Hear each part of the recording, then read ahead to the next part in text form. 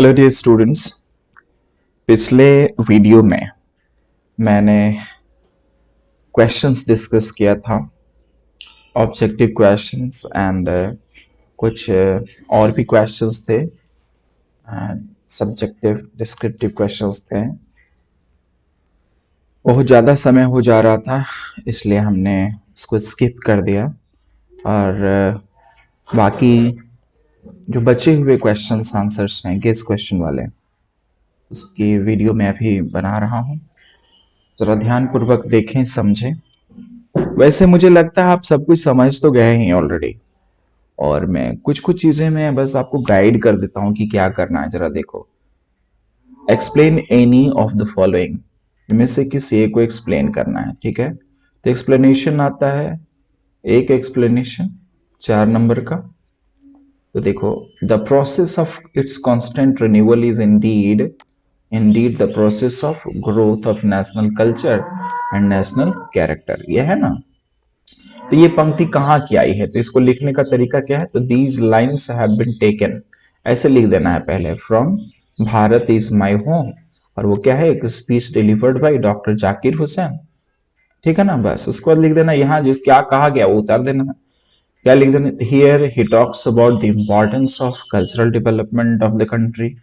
इस तरह से आपको लिख लेना है जो भी इसमें कहा गया। फिर आगे लास्ट में, so he says the process of its constant renewal is indeed the process of growth of national culture and character. बस इसको लिख लेना है और इसी में से कुछ उतार देना है, जो भी अगर कुछ जो भी समझ में आता है। सो बस ये पता चलना चाहिए कि कहाँ का है। तो इससे पता चल गया the process of growth of national culture national character, यही देखते ही पता चल जाएगा कि कहाँ की है। तो भारत इज माई होम का है। दूसरा देखो, this means that the cheap daily paper which grows everywhere and has most influence is far less free than more expensive weekly और मंथली। देखो, ये यहाँ बात की जा रही है, देखो ना, किसकी, फ्री फ्री देन, फ्री बात किसकी बात है, फ्री प्रेस आदि की चर्चा की गई है, डेली पेपर की चर्चा की है। इसे लग रहा है कि प्रेस वाला है, तो how free is the press से है ना। तो शुरुआत कर देना कि this lines have been taken from, या एक लाइन रहेगा तो दिस लाइन भी लिख सकते हैं, this line has been taken from how free is the press, जो कि क्या है, एक एसे है, एन एसे है written by an English writer, नाम है डोरोथी एल सेयर्स। इस तरह से लिख देना है ना। आगे फिर वैसे ही है तीसरा, तीसरा जरा देखिएगा, all the all this time they themselves had struggled hard and most vainly with the earth। देखो ये कहाँ अर्थ से है, हाँ दी अर्थ से लिया गया है, जो कि एच ई बेट्स के द्वारा लिखा गया है, इसको उतार देना है, ठीक है ना। तो by writing this line the writer talks about the carelessness of Benji's parents, blah blah blah, ये सब उतार देना है। ऐसे ही कर लेना है, जरा आप देख लीजिएगा। India had always been a part of background of my life, but I had never seen it whole and for myself until now। ये देखो कहाँ से है, इंडिया थ्रू अ ट्रेवलर्स आई, है ना, इससे लिया गया है, समझे। किसके द्वारा लिखा गया है, पॉलिस बक के द्वारा लिखा गया है। तो इसको पढ़ने से ही पता चल जा रहा है, India had always been part of the background of my life. देखो कैसे करना है, this line has been taken from India through a traveller size, और कौन लिखा है उसका नाम लिख देना, उसमें क्या कहा गया है वही उतार देना, हो गया और क्या। चलिए वैसे ही मैं देखो, we notice that the mind is a restless bird, the more it gets the more it wants. आपको पता है ये कहां से ले गया है, Indian civilisation and culture, Indian civilisation and culture से लिया गया है। तो दीज लाइन्स, एक से अधिक लाइन रहेगा तब दिस लाइन लिखिएगा, एक रहेगा तो दिस लाइन ही लिखिएगा। देखिए इसमें दिस कर दिया गया है, लेकिन दिख रहा है, देखिए ना, आप लोग देख लीजिएगा जरा। Our mind is like a restless bird, the bird is not satisfied, है ना। इसमें जो कहा गया है उसको लिख देना है, और ये कोई बहुत ज्यादा कठिन नहीं है, बस एक बार सोचिएगा और सब लिख लीजिएगा। बस ध्यान रखना है कहाँ की पंक्ति है और किसने लिखा है। फिर वैसे ही है, एंड वैसे ही सब इसमें है, एक बार जरा देख लोगे। एंड एज वी वॉक, है ना, ये मार्टिन लूथर किंग का है, जो कि आई हैड ड्रीम में है, उन्होंने भाषण दिया था। वैसे ही जी में देखो, he wrote his name with flourish and added hereditary astrologer. Hereditary astrologer की बात की गई, नानू काका वाला है ना, महाराज ऑफ निन्नौर। देखते ही आप समझ जाएंगे कहाँ का है। द पिंच ऑफ स्नफ का है, आप लोग बना लेंगे, कहेंगे दिस लाइन्स या this line has been taken from a pinch of snuff which is written by blah blah blah लिख देना है। When we speak of the freedom of press, government, शुरुआत कैसे करना है? This has been stated by Dorothy Sayers। Dorothy Sayers का है ऐसे how free is the press, इसमें इसकी चर्चा की गई है। तो इस तरह से ये भी देख लीजिएगा। ये तो प्रोज वाला हुआ, फिर पोएम्स वाला भी ऐसा ही आता है। तो पोएम्स वाला तो आप देखते ही बनाइएगा। देखो जैसे and the nightingale is dumb, एक मिनट,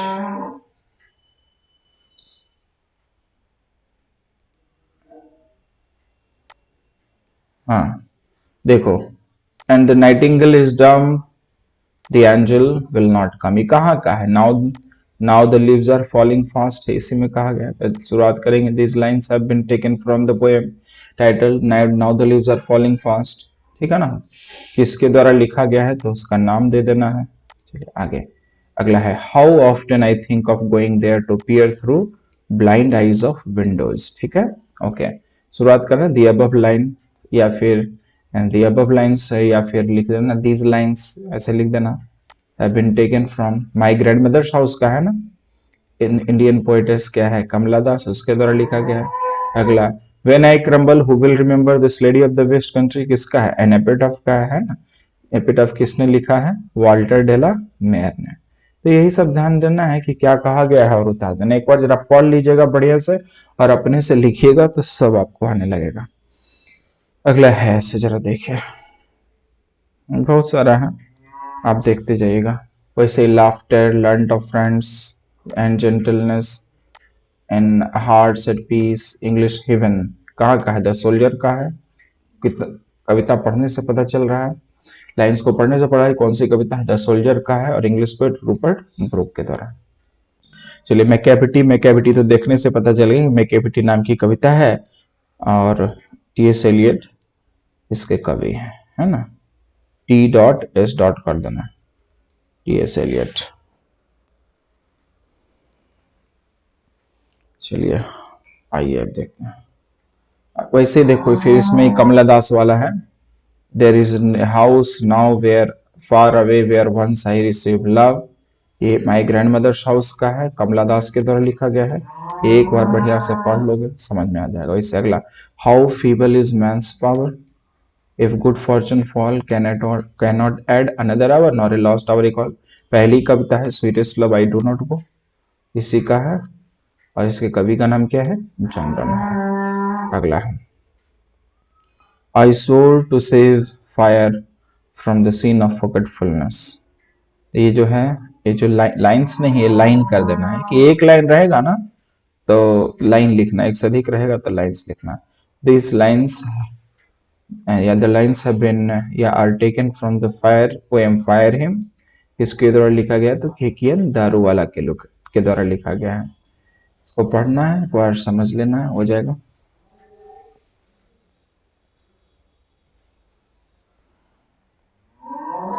हाँ एक चीज ये देखिए, ये महत्वपूर्ण है, एप्लीकेशन कैसे लिखते हैं। आप लोग लेटर राइटिंग मत करना, एप्लीकेशन ही लिख लेना, आसान रहेगा आपके लिए। क्योंकि लेटर राइटिंग करोगे तो फिर थोड़ा सोचने में समय लग जाएगा, और ये जो एप्लीकेशन है इसको लिख लोगे। बस यही फॉर्मेट है, ये जो फॉर्मेट जो मैं दिखा रहा हूँ ये फॉर्मेट है। ये जो फॉर्मेट आप देख रहे हैं इस फॉर्मेट को ध्यान में रखिएगा और ऐसे ही लिख देना जिस लिखा गया राइट एन एप्लीकेशन। एक एप्लीकेशन लिखिए टू द प्रिंसिपल, प्रिंसिपल को रिक्वेस्टिंग हिम, उसे रिक्वेस्ट करते हुए, to organise an inter school cricket match. Inter school cricket match तुम्हारे स्कूल में खेलने के लिए क्रिकेट मैच खेलने के लिए परमिशन देने के लिए रिक्वेस्ट लेना है, रिक्वेस्ट करना है।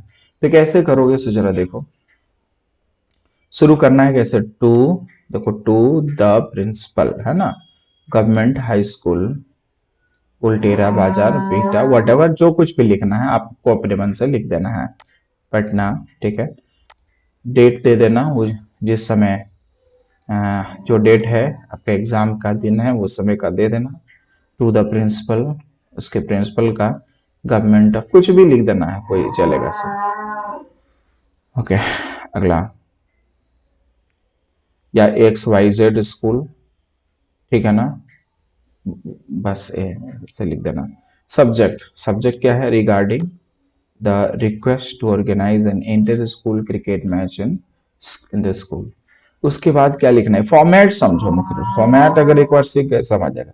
Sir, with due respect and humble submission, with due respect and humble submission, यही से शुरू करना। I beg to state that, इतना नहीं याद रखोगे, इतना तो जरूर याद रखना, जितना एप्लीकेशन लिखना है सब में यही ऐसे ही लिखना है। With due respect and humble submission, I beg to state that we want an inter-school cricket match to be organized in your school. अगर कुछ और चीज कहेगा तो उसी तरह से लैंग्वेज बना करके ये इसके बाद ही लिख देना, बाकी इतना तो सब में रहेगा। और सब्जेक्ट इसमें चेंज करना है, जो सब्जेक्ट रहेगा उसी के आलोक में सेंटेंस बनेगा यहाँ, ठीक है ना। दिस में help us get rid of the stress cause by examination, कर लेना और लास्ट में यही लिख देना। इस तरह से ठीक सामने लिखना, ये न्यू फॉर्मेट है मॉडर्न इंग्लिश का, इसको फॉलो करना। I therefore request you to grant us, इस तो याद ही रख लेना। इस तरह से I therefore request you to grant us the permission to organise the match, I shall ever be grateful to you. ये तो हर जितना है सब में लिखाएगा, I shall ever be grateful to you for considering our request. इस तरह का सेंटेंस तो ये वाला sentence I therefore request you, या इस तरह का जनरली लगभग सारे एप्लीकेशन में इस तरह का आएगा ही आएगा। तो दो चार प्रैक्टिस कर लेना, अपने से हो जाएगा। उसके बाद लिख देना थैंक्स योर्स फेथफुली, नाम अपना नहीं लिखना है, ABC लिख देना। क्लास 12 सेक्शन ने रोल नंबर 1, बस इस तरह से व्हाटएवर जो कुछ भी आप लिखिए। अब एक्सप्लेनेशन, क्या एक्सप्लेनेशन तो हो गया ना, अब क्वेश्चन आंसर है। देखिए तो क्वेश्चन भी है, देखो इस तरह से, what has formed the speakers blood, speaker का ब्लड कैसे बना है। इस बार समझिए स्पीकर का ब्लड कैसे बना है, तो सेम सॉइल और सेम एयर से बना है जो कि वो लेता है। और कभी कहता है कि मेरे ब्लड में और लोगों के ब्लड में कोई अंतर नहीं है। तो एक बार देख लेना, Who showed love and affection on the poetess? कमला दास की जो दादी माँ थी, ग्रैंड मदर थी, वही उसको प्रेम करती थी। अब उनकी मृत्यु हो गई है, उस समय वो बच्ची थी। अगला, Why did the narrator always obey नानू काका? नानू काका को हमेशा ओबे क्यों करते थे नैरेटर? क्योंकि उसके मामा जी थे ना, और माँ, और अगर वो नहीं माँ उनको फॉलो करते तो उनकी माँ को बुरा लग जाता, क्योंकि अपने घर के तरफ, अपने क्या बोल सकते हैं, अपने पेरेंट्स की फैमिली की तरफ के प्रति वो बहुत ज्यादा लॉयल थी, बहुत ज्यादा लॉयल थी उनकी माँ। इसलिए अगर वो उनका कहना नहीं मानते, उनको ओबे नहीं करते, तो उनकी माँ को बुरा लग जाता। What is the place taken by the Negroes? Negroes के द्वारा क्या शपथ लिया गया है, देख लेना, इसको पढ़ लेना। How does the poet feel in dying for his country? अपने देश, सब पढ़ाया हुआ है ये, अपने देश के लिए मरने के समय वो क्या फील करता है ना। अगला, how do we treat people who are outside our herd? ठीक है, हम अपने झुंड से अलग हो जाते हैं तो हम कैसा, how do we treat people who are outside our herd, जो कि हमारे हर्ड से अलग हो जाते हैं, कैसा मैं ट्रीट करते हैं, व्यवहार करते हैं। How does Lomov think that he is a critical age? जिसका जो एज है वो क्रिटिकल है, वो शादी के लायक अब नहीं रहा है, उसका जो शादी का जो सही उम्र होना चाहिए उसको भी वो पार कर चुका है। Why does Lomov think that? Lomov क्यों सोचता है कि that his is a critical age? ठीक है, ये सब देख लेना, एक बार पढ़ लेना, सब समझ में आ जाएगा, और आपको आता भी है, आप सब जानते हैं, बस मैं इंट्रोड्यूस कर रहा हूँ। करना कैसे, बस में इंस्ट्रक्ट कर रहा हूं कि कैसे आपको करना है। How can we improve our English, हम इम्प्रूव कैसे कर सकते हैं इंग्लिश को, एक बार पढ़ लोगे समझ में आ जाएगा। In what way will the lovers be united, lovers कैसे यूनाइटेड रहेंगे, है ना। ये तो लगता है किसका है, sweetest love I do not go में कहा गया है। अलाइव नेवर पार्टेड भी, ये वाला। अगला है why has English become so popular in India, English कितना इतना पॉपुलर क्यों हो गया है इंडिया में, ठीक है ना। अंग्रेजी क्यों पॉपुलर हो गई है, तो English is spoken as a second language and an official language in India, ठीक है। इस तरह से पढ़ लेना एक बार। अगला है why does the poet call Macavity a mystery cat, Macavity को मिस्ट्री कैट क्यों कहता है, क्योंकि सब क्राइम में उसका हाथ होता है लेकिन वो कभी पकड़ा नहीं जाता है, इसलिए मिस्ट्री कहा जाता है, ठीक है ना। तो चलो यही सब देख लेना सारा क्वेश्चन, है ना। ये सब देखते चलिए और सब क्वेश्चन एक बार देख लो। How did language play a role in human development, दूसरा है name 4 countries where English is used as mother tongue, mother tongue के रूप में कहाँ कहाँ प्रयोग होता है, तो ऑस्ट्रेलिया में, कनाडा में, ब्रिटेन में, कहाँ होता है, ऑस्ट्रेलिया में, कनाडा में, ब्रिटेन, अमेरिका, है ना। ये सब देख लीजिएगा। What has made English the most glorious impure language, ठीक है। तो what has made English the most glorious impure language, gloriously impure language, sorry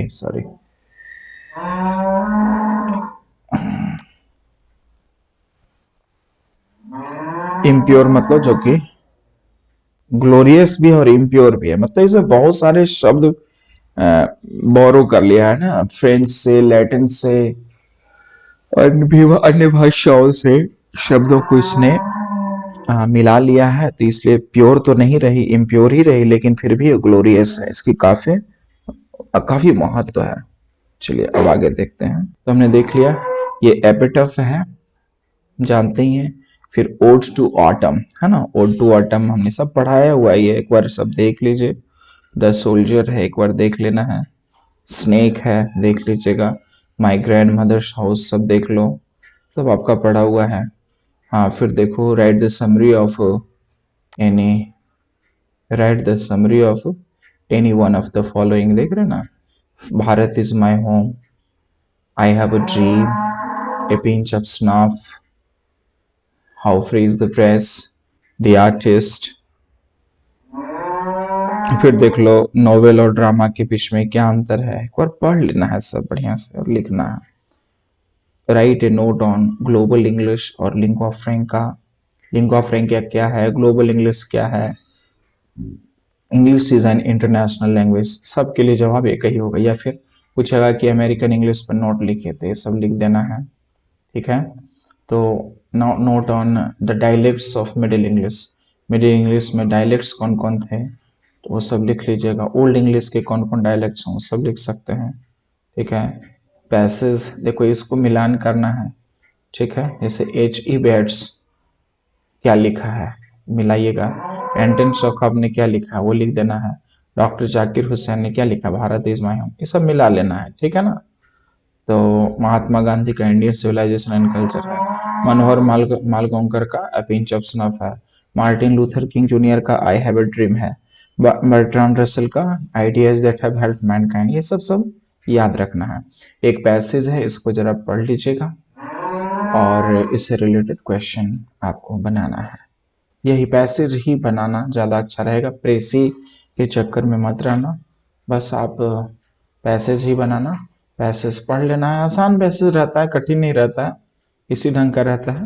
native American in Indian group in north America, ये कोई ज़रूरी नहीं कि यही वाला आएगा, लेकिन इसी के आधार पर एक पैसेज रहेगा जिसको आप पढ़ करके उससे रिलेटेड क्वेश्चंस बना लीजिएगा अपनी भाषा में। तो यही था अपना गेस क्वेश्चन जिस पर हमने काम किया। बस आप क्या कीजिए ना कि सारा क्वेश्चन एक बार पढ़ लो बढ़िया से, करके लिखिए, देख देख करके लिखो, और जितनी जल्दी लिखोगे उतना ज़्यादा फायदा होगा, ठीक है। और ग्रामर वाले चैप्टर्स जो हैं उस पर फोकस करो। लिटरेचर वाला पार्ट तो जो हमने पढ़ाया है और जो हमने दिया है इससे ज़्यादा कहीं कुछ रहेगा ही नहीं, इसलिए don't worry about anything at all. बस आप अच्छे से तैयारी कीजिए और आपकी परीक्षा बहुत अच्छी रहेगी, बहुत अच्छी रहेगी। सारे सब्जेक्ट्स की परीक्षा अच्छी रहेगी, इसलिए don't worry about anything at all. आप बहुत अच्छा करेंगे। ध्यान रखना है कि कोई क्वेश्चन नहीं छोड़ना है, बस क्वेश्चन छोड़ दिए तो समझिए कि ठीक बात नहीं है, कोई क्वेश्चन नहीं छोड़ना चाहिए, ठीक है। So all the best for your exam. Thank you very much. God bless you dear.